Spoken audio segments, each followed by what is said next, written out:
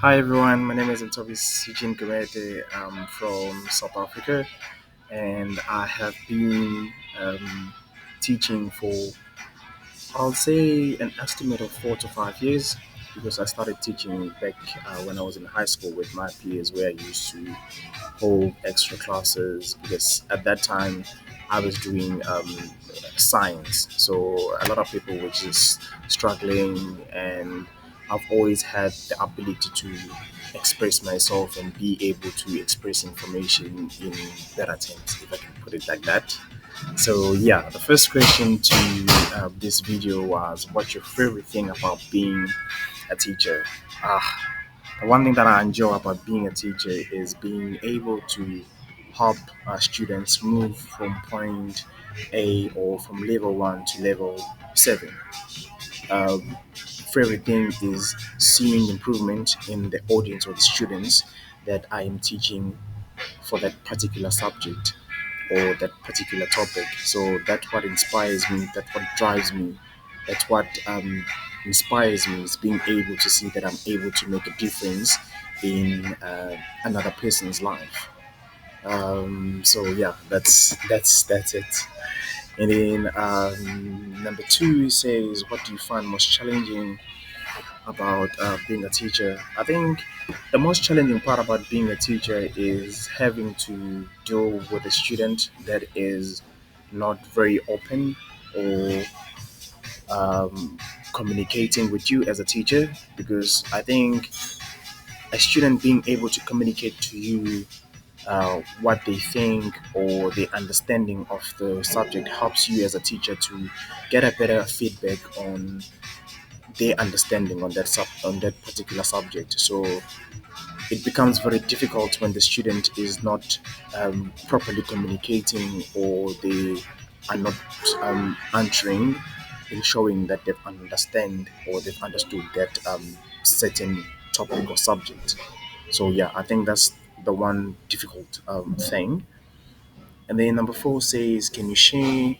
Okay, number three says, what do you think is challenging about learning a new language? So I think the most challenging part about learning a new language is not about knowing the words, but it's about being able to answer when somebody asks you a question, or when you want to express yourself in that language. Because in order for you to be able to respond, you've got to understand um, the the words that you're about to say, including understanding the accent, being able to pronounce the words in the right pronunciation, if I can put it like that.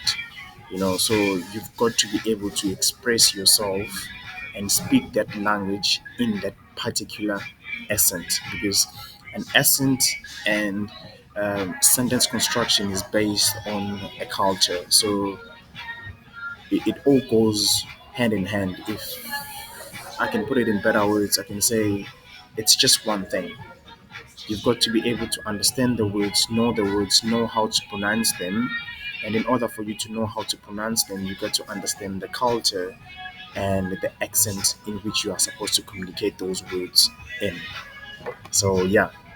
And then number four, it says, can you share a time where you made a mistake with a student?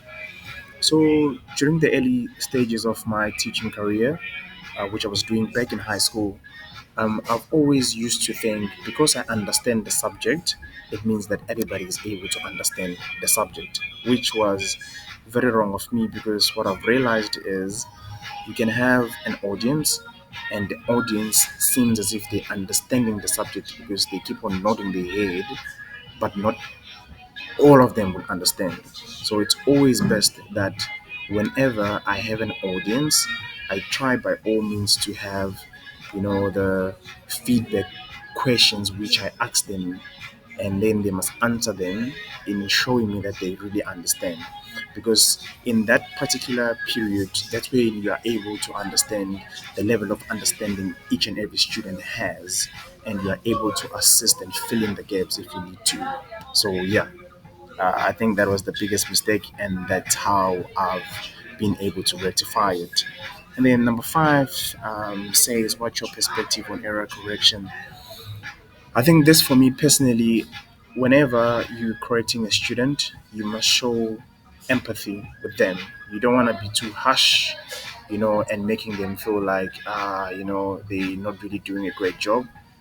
So by them trying and expressing themselves, that's them already trying. So try as a teacher to show empathy, but also being able to correct them in the right manner.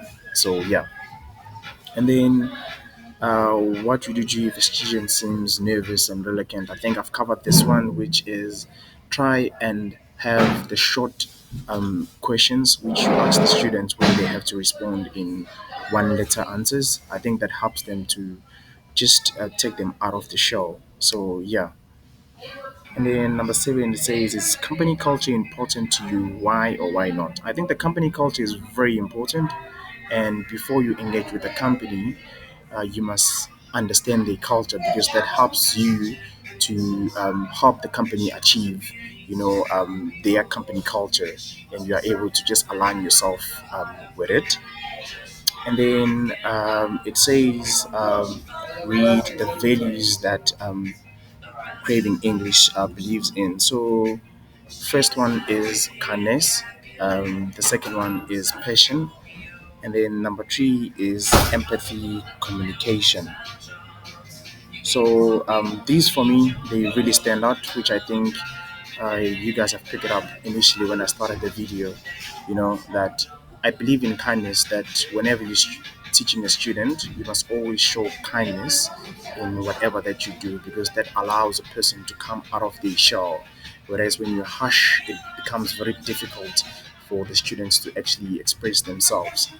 And then number two is passion. I believe that um, if you do the right things and you've got the right energy, you attract positive things. So for me, passion is very important because my passion, if it's shared in the right manner, it's able to influence even the environment that is around me. If you've got a positive attitude, it's likely possible that uh, positive things are going to happen to you, if that makes sense. And then again, empathy, communication.